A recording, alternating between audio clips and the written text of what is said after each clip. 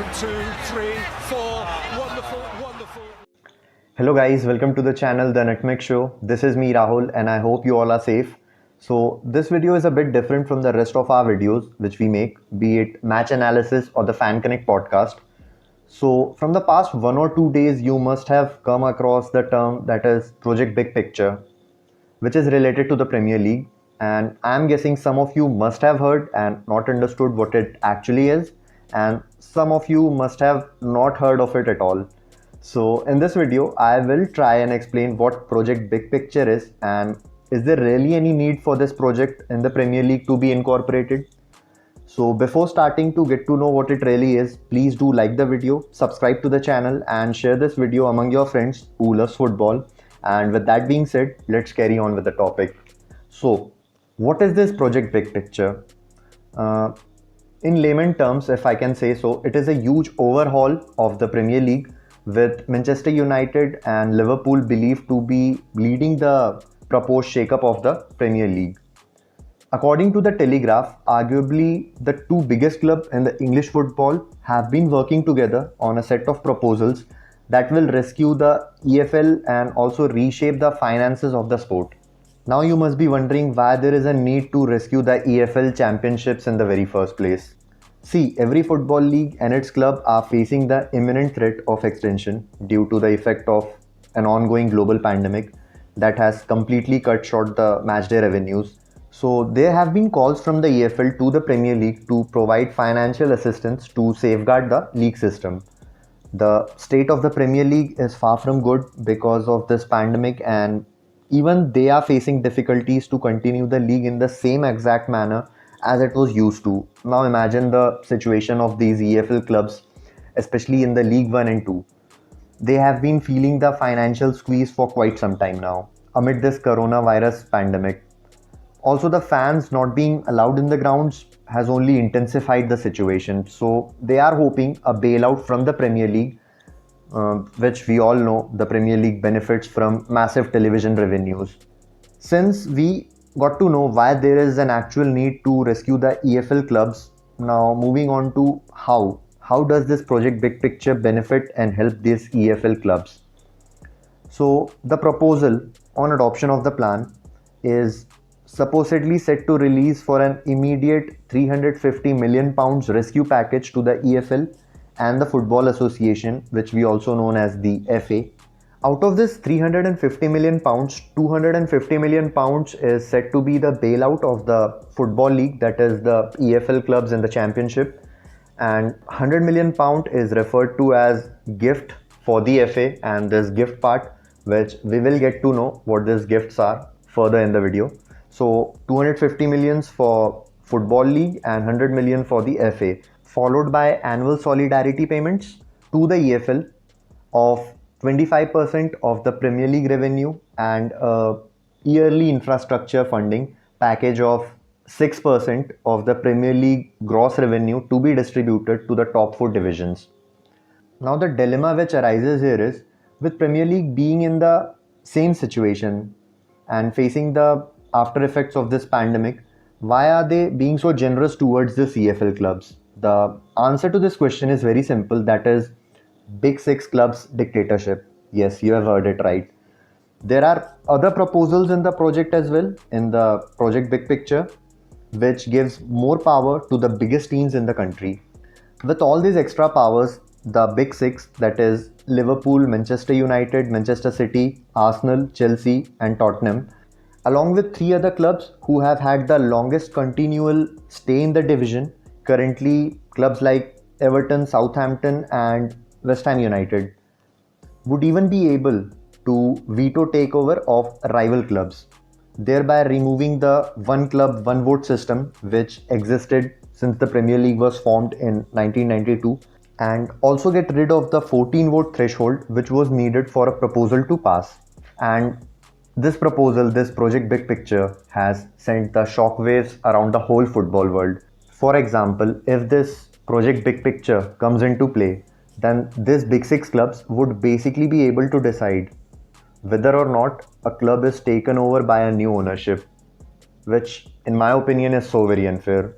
Now let's see who is actually behind this project big picture and when were these plans formulated. The plan has been 3 years in the making, as far back as 2017, with Liverpool and Manchester United, England's top two most successful and powerful clubs, are at the forefront of this project. And EFL chairman Rick Parry, along with Liverpool principal owner John W. Henry and director Mike Gordon, are most closely associated with the plans. Even Manchester United co-chairman Joel Glazer and executive vice chairman Ed Woodward have also been involved in discussions as well as authored parts of the document itself. The project supporters, those who are supporting this project big picture, suggest that it would come into effect for the season 2022/23. Now let's take a look at the other key changes that have been suggested in the project big picture, and I'll go one by one with all the changes that has been mentioned in the project big picture. So the first one is a reduction of teams in the Premier League from 20 to 18, with all fixtures to be played on weekends to create space for potential addition of the European calendar. Number second, the scrapping of Carabao Cup, that is League Cup, and also the Community Shield. Third, the abolition of parachute payments.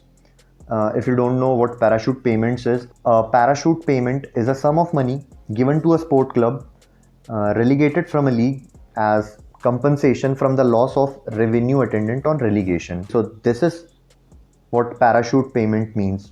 So according to Project Big Picture, this parachute payment should be abolished. Fourth point, 25% of Premier League's annual income goes to the EFL.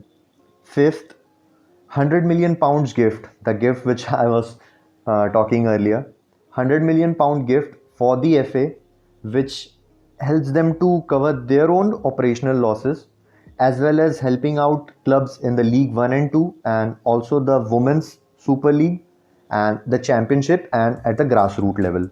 Sixth one is, as we have discussed earlier, the 14 club majority voting changes, giving special status to the big six clubs plus Everton, Southampton and West Ham United, which means 6 of 9 votes would be enough to pass a proposal.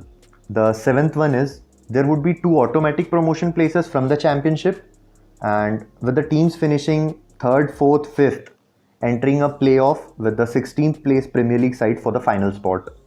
8th one is EPL and championship clubs show in-match highlight on their own digital platforms. The 9th one is align financial fair play rules with UEFA.